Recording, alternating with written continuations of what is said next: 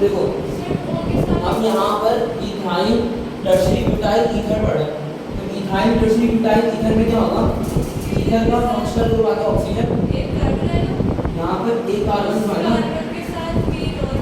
अच्छा यहाँ पे देखो, यहाँ पे एक कार्बन आएगा, उस कार्बन के साथ 3 कार्बन एटम्स और होंगे। लेफ्ट साइड पे आएगा C2H5, बिल्कुल सही। अब यहाँ पे ये क्या हो जाएगा CH2 ये क्या हो जाएगा CH3, ये तो पूरा हो गया इथाइल, और ये क्या हो गया टर्शरी ब्यूटाइल। यहाँ पे क्या आ जाएगा CH3, यहाँ पे आएगा CH3 और यहाँ पे आ गया CH3, ethyl tertiary butyl ether हो गए। अच्छा उसके बाद आगे क्या लिखा हुआ है, डाई आइसोप्रोपाइल ईथर, ये कैसे होगा, डाई आइसोप्रोपाइल ईथर, इसको कैसे करेंगे। सबसे पहले तो ऑक्सीजन आएगा ईथर के लिए, आइसोप्रोपाइल मतलब ऐसे, फिर यहाँ पे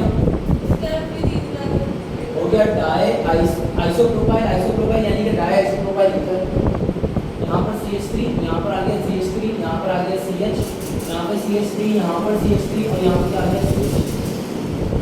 अच्छा अब उसके बाद क्या लिखा हुआ है, ये ईथर के सारे खत्म हो गए, ईथर के सब खत्म हो गए अल्हम्दुलिल्लाह। अब यहाँ पर आ गया फिनॉल बिल्कुल लास्ट आ गया फिनॉल, ठीक है। अब फिनॉल बिल्कुल लास्ट रह गया।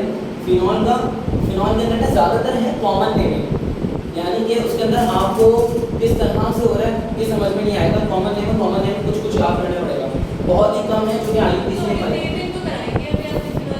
फिनॉल की नेमिंग में भी कॉमन नेमिंग ज़्यादा है, मतलब IUPAC नेम देंगे और देखिए वो समझ में आने की स्थिति है। पहले आपको फिनॉल का स्ट्रक्चर समझाता हूँ। देखिए फिनॉल का स्ट्रक्चर कुछ ऐसा होता है कि एक सबसे पहले आपने बेंजीन रिंग बनाना है, बेंजीन रिंग के ऊपर आपने OH ग्रुप लगा देना है, ये क्या कहलाएगा फिनॉल। सिर्फ इतना समझ में आ गया। अब देखिए ये तो फिनॉल का स्ट्रक्चर हो चुका है। यहाँ पर मैं एक लिख रहा हूँ, उसके अंदर लिखा हुआ है 246 ट्राई नाइट्रो और फिर लिखा हुआ है फिनॉल। 246 ट्राई नाइट्रो फिनॉल आप बहुत आसानी से बना रहे हैं। सबसे पहले फिनॉल का स्ट्रक्चर बनाया, हाँ बिल्कुल ये हो गया 1, फिर 2, सेकंड पोजीशन पर क्या आ गया एक नाइट्रो यानी कि NO2 ग्रुप, ठीक है, एक नाइट्रो ग्रुप। फिर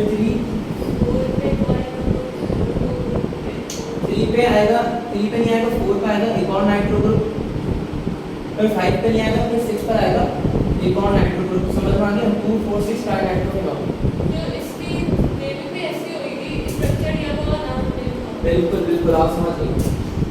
इसका स्ट्रक्चर दिया होगा, नाम आपको लिखना होगा या नाम दिया होगा और स्ट्रक्चर बनाना होगा, कुछ ऐसे होगा। फिनॉल के अंदर आमतौर पर स्ट्रक्चर बनाने को देते हैं क्योंकि इसके स्ट्रक्चर याद करने पड़ते हैं कॉमन नेम के हिसाब से। जैसे कि मैं अगला जो स्ट्रक्चर देने वाला हूँ मैं आपको उसका कोई लॉजिक भी बता दूँगा, वो है 2-नेफ्थॉल का स्ट्रक्चर। ये आपको समझ में नहीं आएगा क्योंकि अभी तक हमने फिनॉल के बारे में कुछ पढ़ा नहीं है, अभी हम चैप्टर 9 पे पहुँचे नहीं हैं। तो यहाँ पर नेफ्थॉल ऐसा होता है कि 2 बेंजीन रिंग को डिफ्यूज़ कर दिया जाता है, 2 बेंजीन रिंग को मिला दिया जाता है। जैसे एक बेंजीन रिंग तो ये हो गया सही है, और एक बेंजीन रिंग हो गया ये वाला, दोनों बेंजीन रिंग को क्या कर दिया डिफ्यूज कर दिया, बस इतना सा। अब सेकंड पोजीशन पर क्या करेंगे, इधर इस वाले पे पहली पोजीशन को छोड़ दिया और सेकंड पोजीशन पर क्या लगा दिया OH, तो फिर ये क्या आएगा 2-नेफ्थॉल।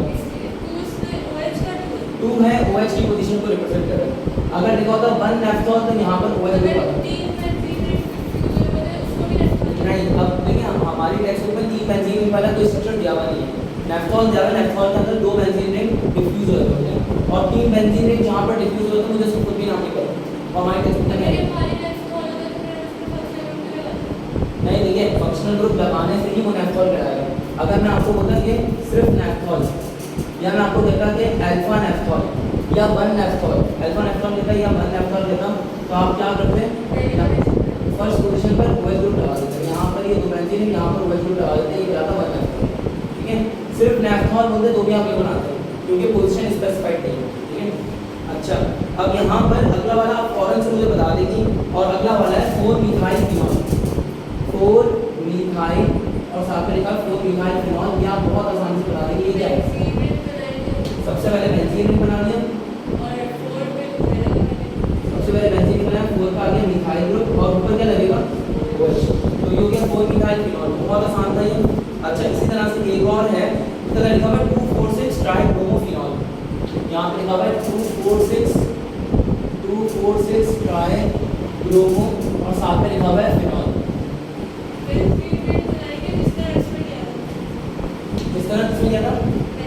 पहले वाले में क्या था, यानी कि यहाँ पे फिनॉल ग्रुप अटैच करेंगे